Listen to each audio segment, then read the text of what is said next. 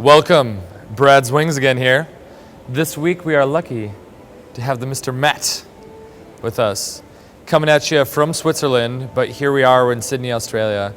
Matt, I've probably winged with him as much as anyone throughout all this. He's traveled, we went to Brazil, Buenos Aires earlier this year.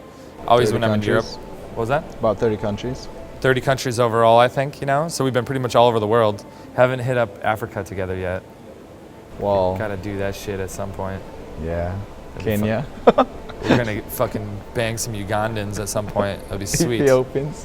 Yeah. Didn't somebody say Ethiopians are the hottest? That was some dude in Amsterdam, yeah. So yeah, we pulled a lot of girls together, been all over the place, love it. I think what Matt is most known for, more than anything, is probably his biggest pro, but also a con at times, and being highly emotional, we'll call it. But actually he uses it as a tool, which is a very unique tool and an asset that is very different to my game. So I think it'd be really cool to ask him some questions about it. Is there anything I'm missing here? You want to give a little bio? I guess give me like the story of like you coming into all this, and what were like when you sucked back in the day. What were the biggest hurdles you had to overcome? Yeah, I mean, when I came in after, I took my boot camp pretty early in my career, I guess, with Alex. Afterwards, I went out a lot, but I would not get really like good results. So I would always go out alone. So one of the things was like having wings, which I didn't have. So going solo, and then with that, approaching, which is definitely the hardest thing. Like, you're in a club by yourself. You're kind of like looking around. Everybody seems to have fun, and you don't know what to do. So you're kind of like, oh, what the fuck? What do I here? What helped me there a lot is like realizing that everybody else is in their head, like as well. So even though it seems like everybody else is super having fun and confident and whatnot, most people aren't.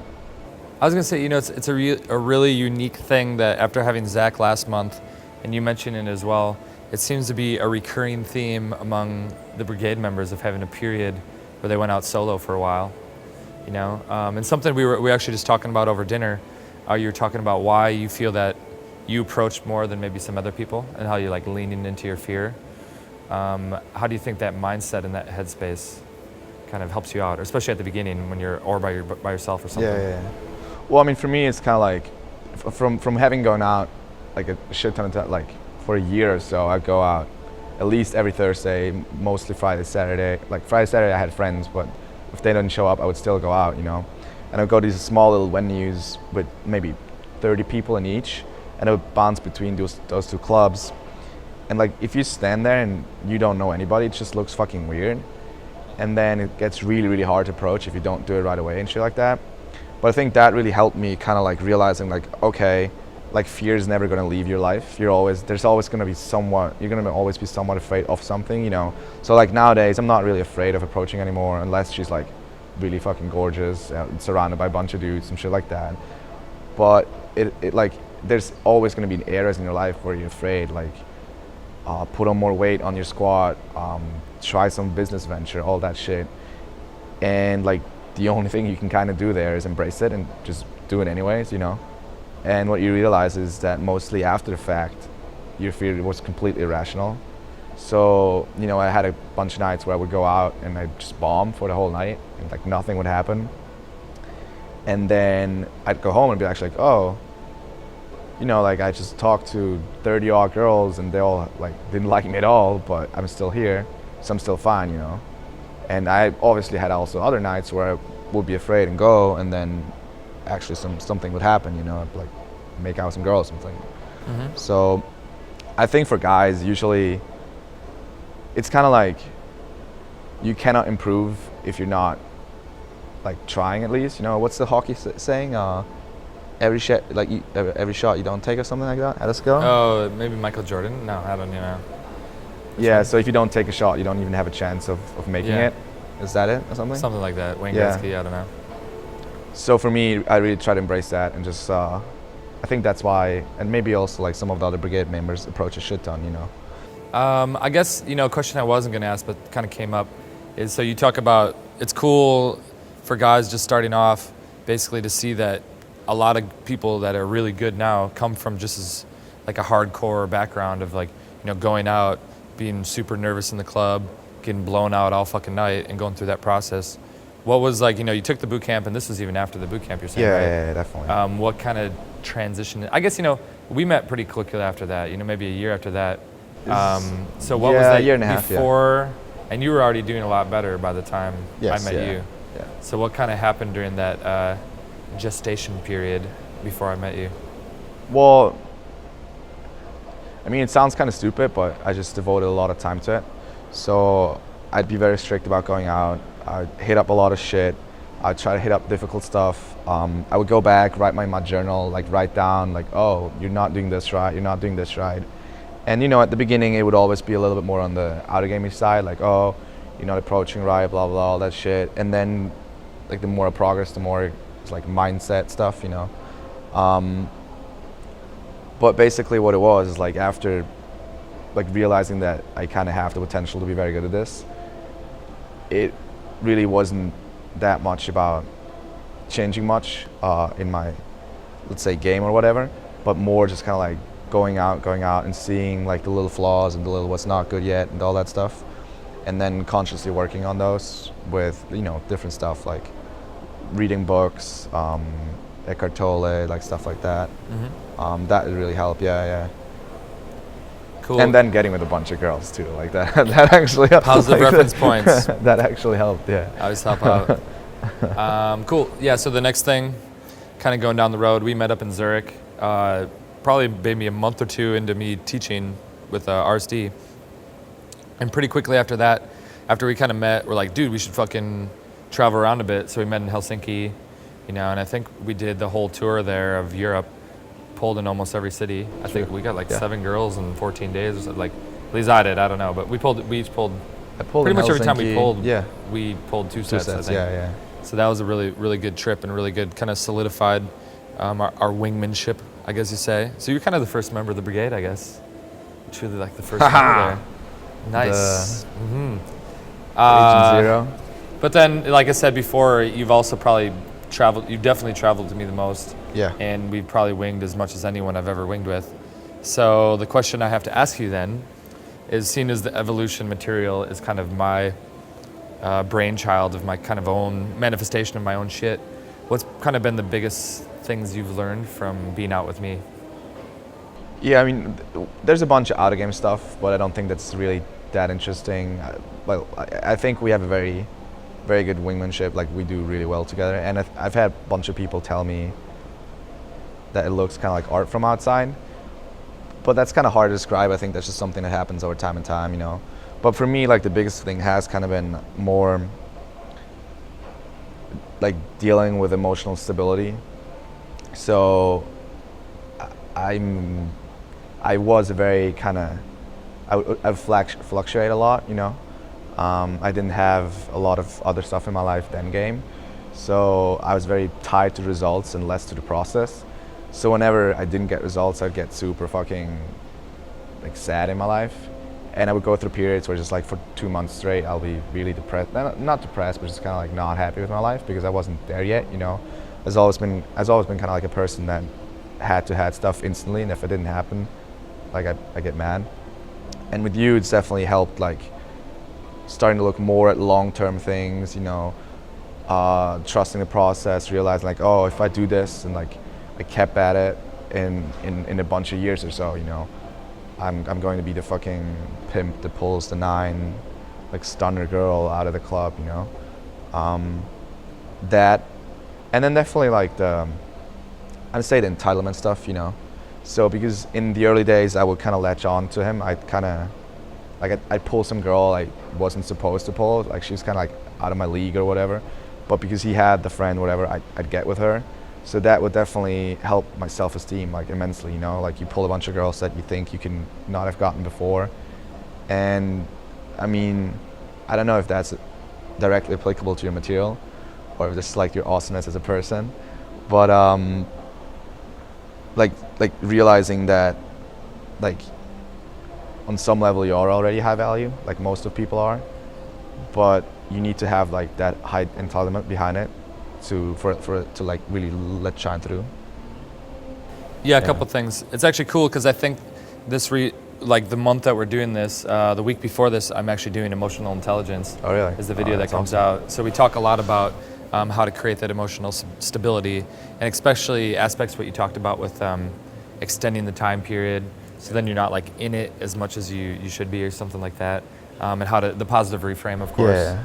You guys were the ones who said That's true, yeah. my life is like a positive reframe, which it pretty much is for the most part, like delusionally. But then also you have kind of the entitlement stuff, Yes. which I've personally always said, you know, in the product and everything, how I think the most high fidelity game where you're just fully assuming like this is going to happen is through when you feel entitled to the girl, and then you don't need to actively be doing, there's no outer game there. Of course there are the whole wingmanship things to kind of smooth things out, you know. We're here at a Sheraton, so there's the whole like throw the girl to the ice cooler room, kind of Yeah, isolate.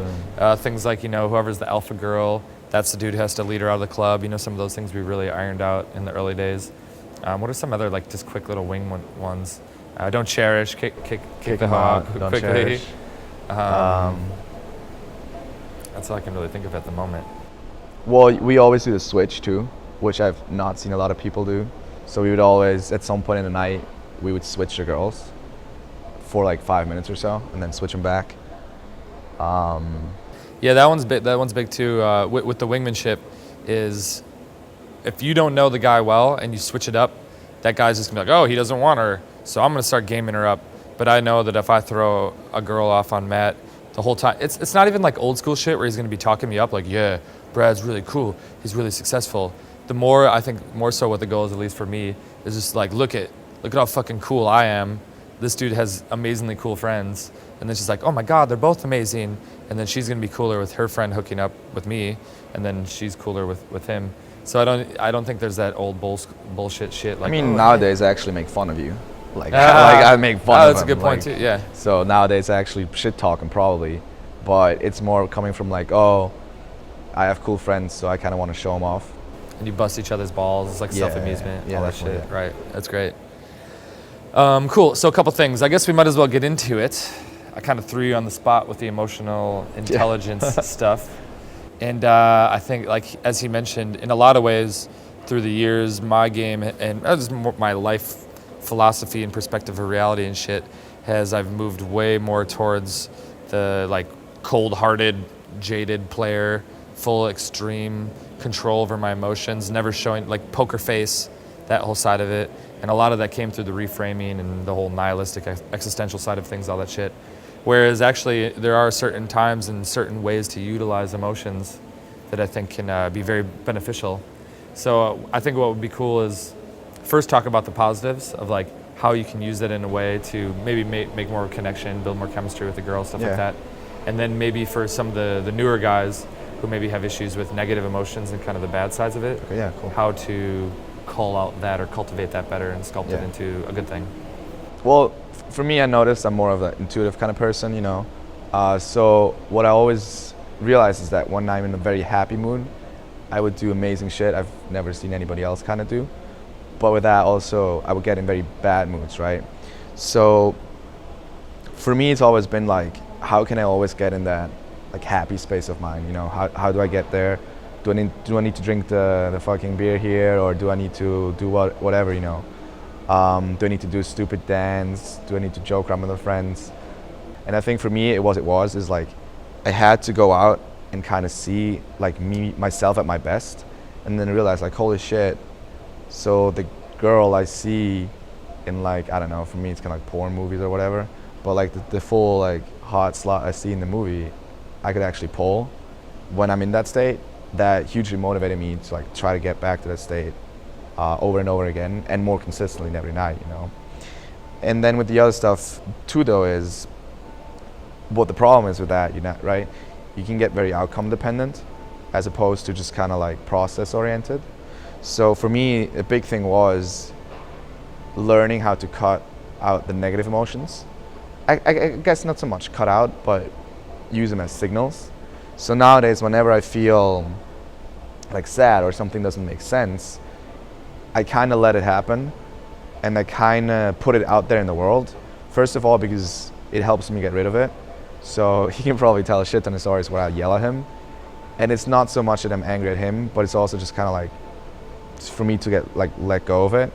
So for any new guy starting out, I would actually almost say that if you are experiencing negative emotions, that's almost cool because you see kind of like what reality, like you get a tighter sense of reality, and you kind of realize what your own values are, and then you also realize what you should work on and kind of where you can improve or where you still have flaws and stuff like that. So nowadays I try to almost kind of like you talk about how you like let yourself go in your head and analyze what's going on, you know.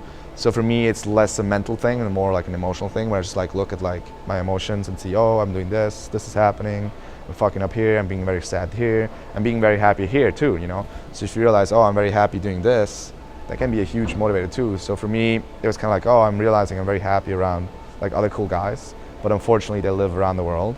So I had to somewhat create a situation in which I could hang out with those guys consistently, you know, like be with my friends basically.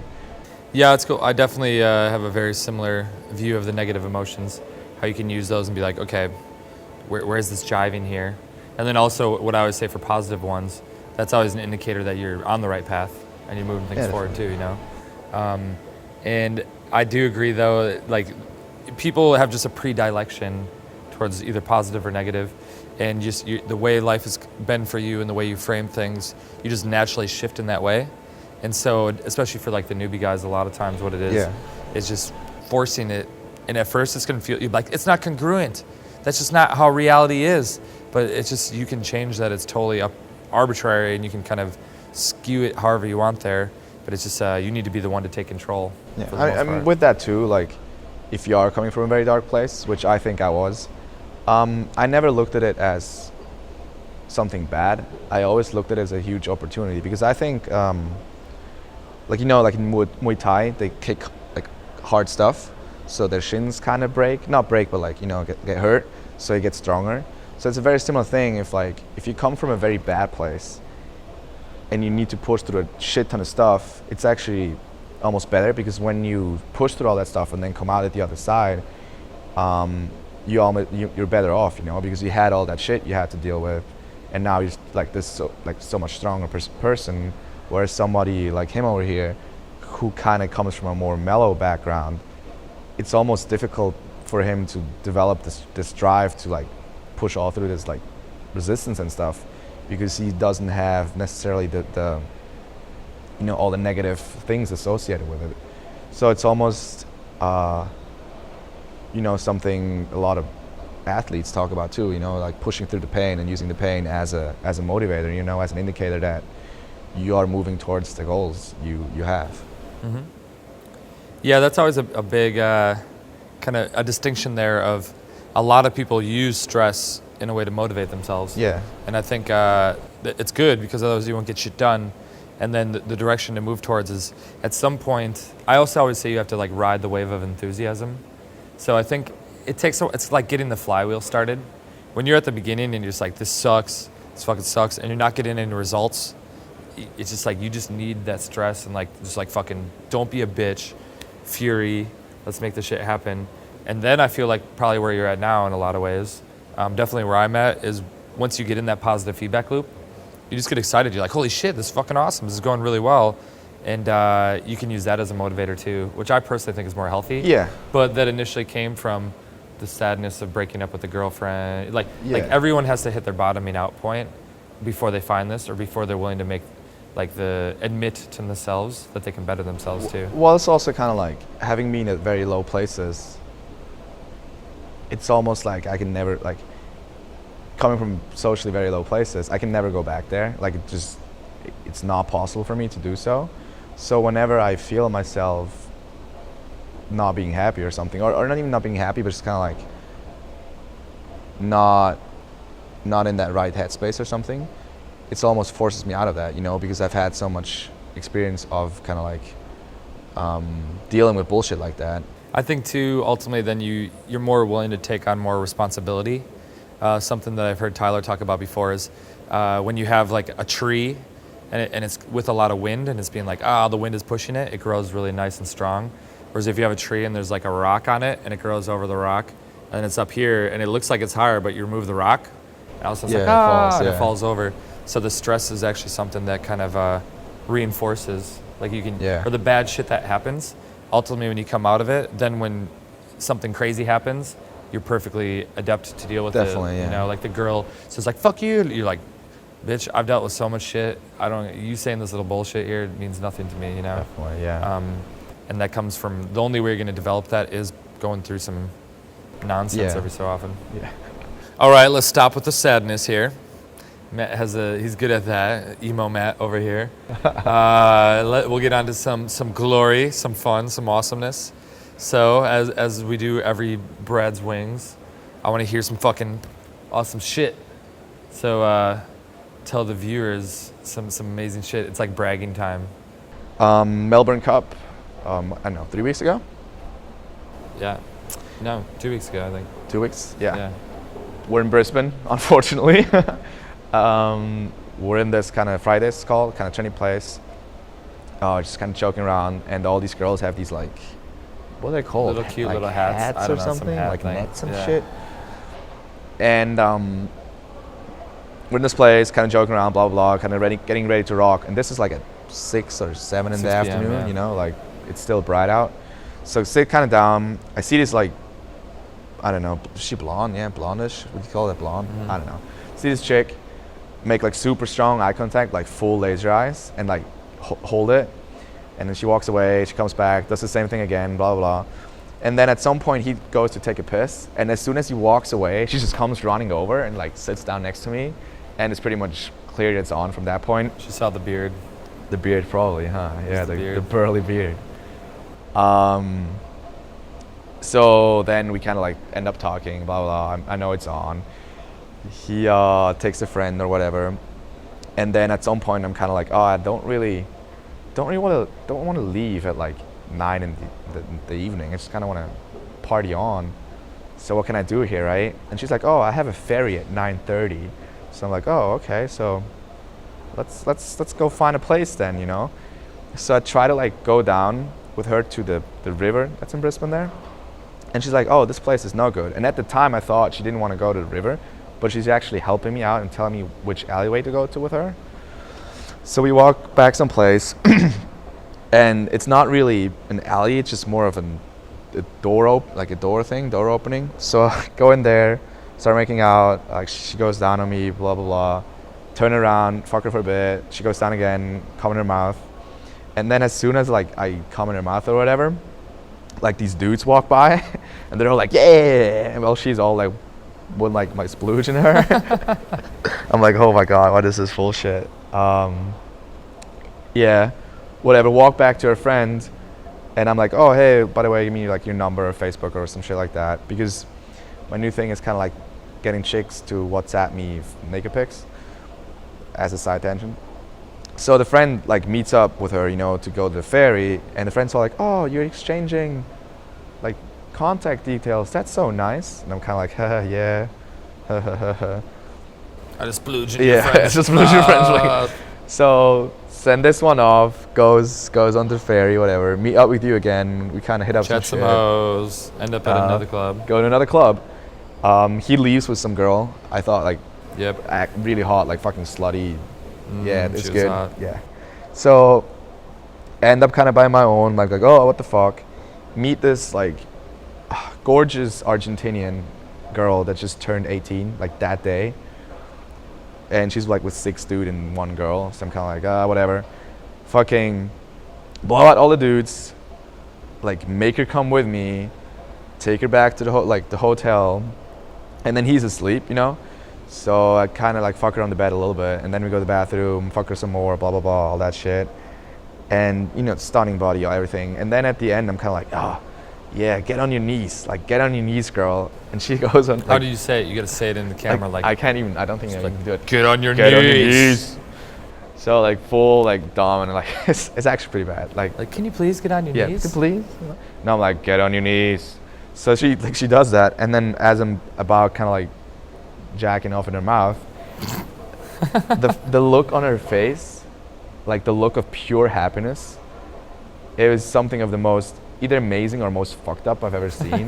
Like this girl that just turned 18, right? That day, it's like finally legal.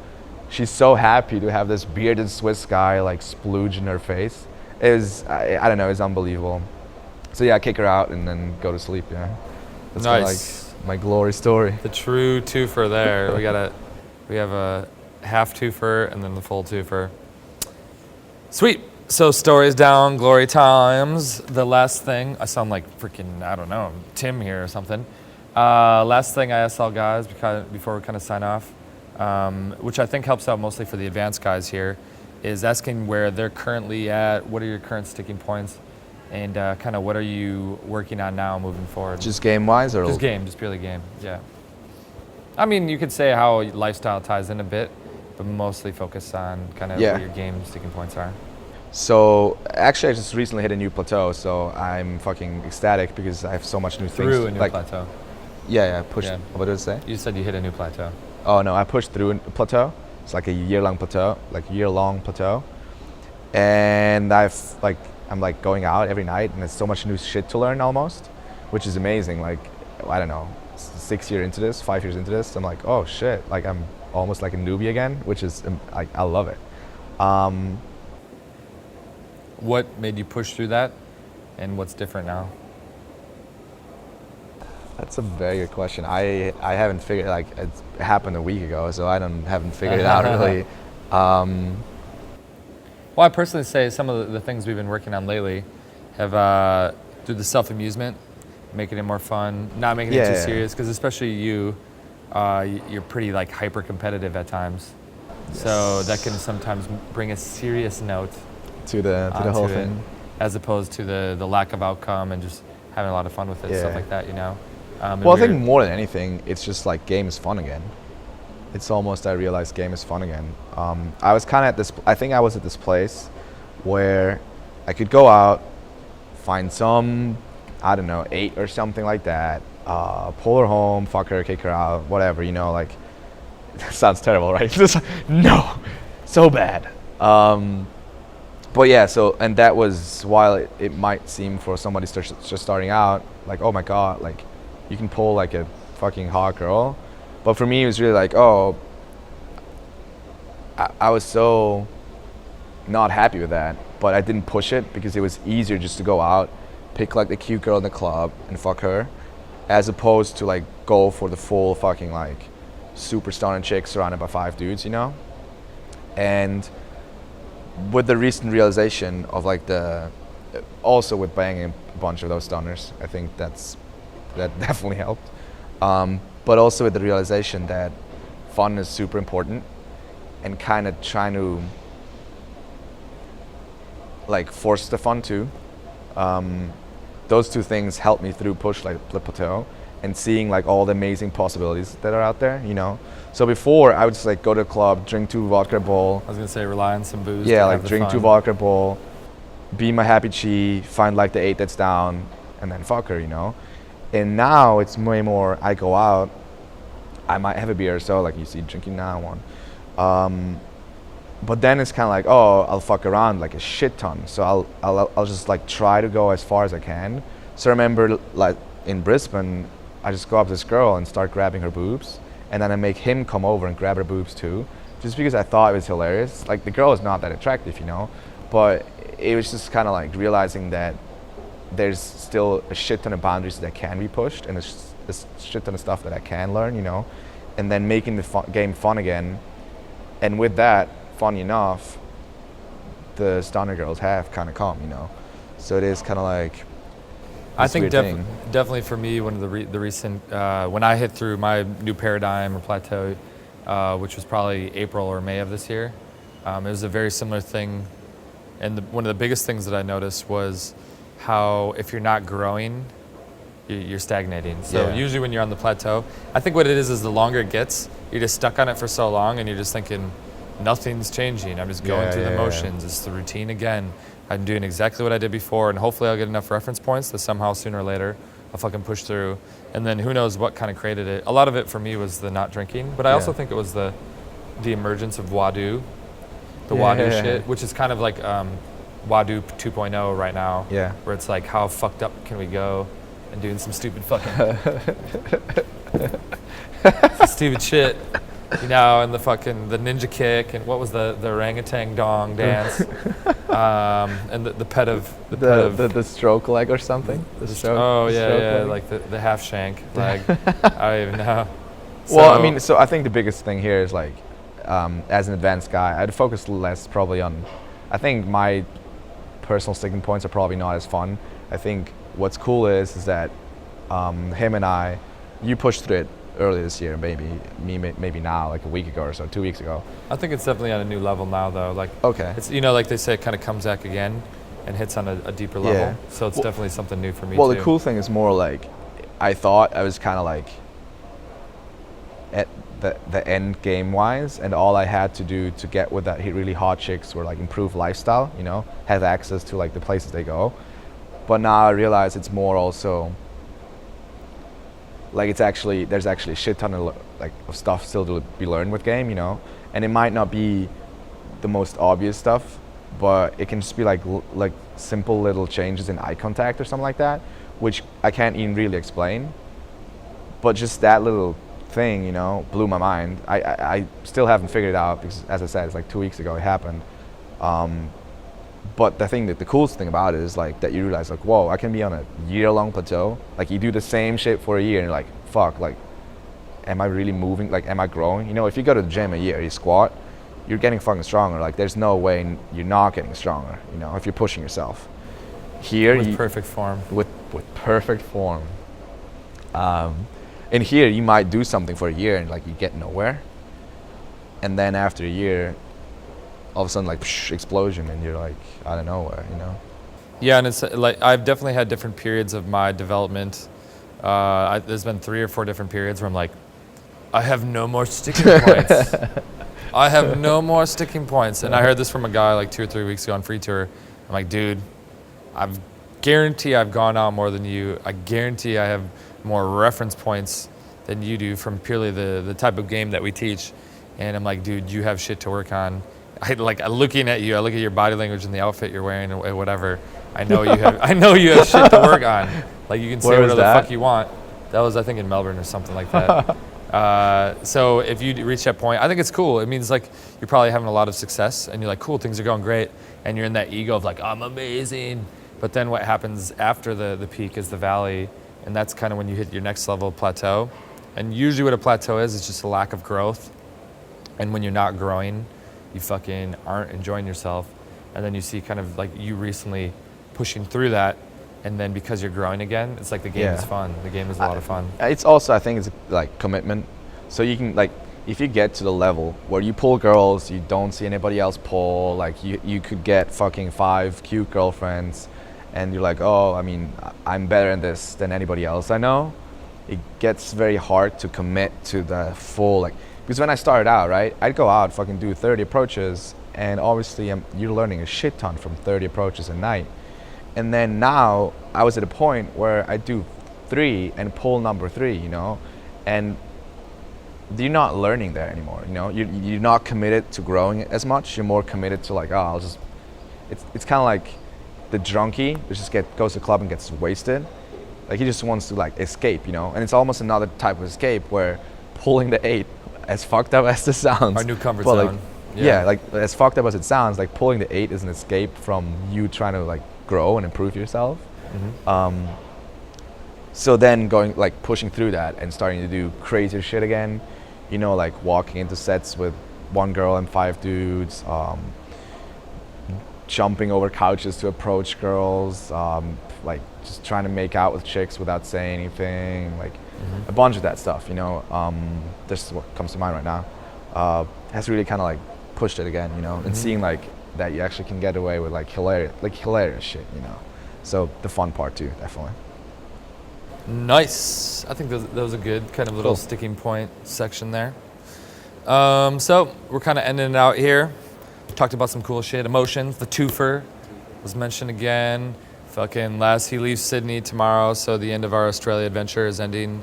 And then I'm around for a little bit longer, and then kind of hit back China for a bit, and then Tokyo, and then I'm back in America as well. Hot seat filming in January. Hot seat filming with the brigade, which would be great. Other than that, it's been fun having you. You have any final words to the crowd?